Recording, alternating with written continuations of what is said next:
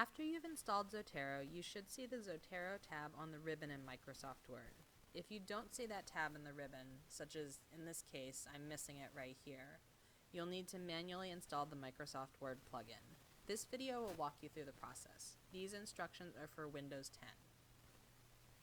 When you manually install the Word plugin, all you're really doing is copying a small file from your Zotero installation folder to your Word startup folder. It's not difficult at all, but knowing exactly where those folders are will make things much easier. To start, we're going to find our Zotero installation folder. For you, this is probably on your C drive in Program Files x86. There will be a Zotero file folder at the bottom of this list. I'm on a shared computer, so it's in a slightly different place for me. When you find your Zotero folder, here it is for me, I want to go into Extensions, then Zotero WinWord Integration, then Install, and what I want is this Zotero.m file.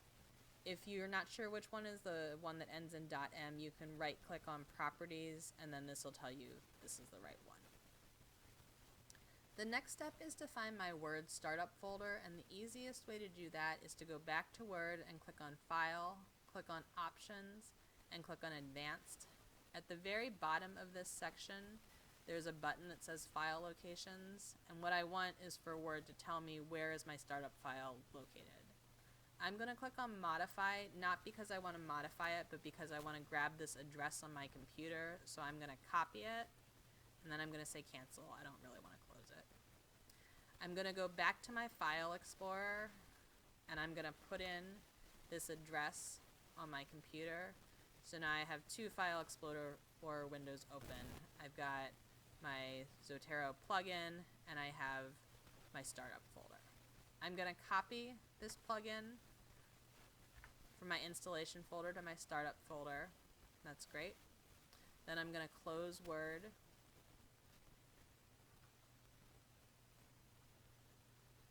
And when I reopen it, the Zotero tab should be on my ribbon. Now you're ready to go. You'll be able to add and edit citations from Word.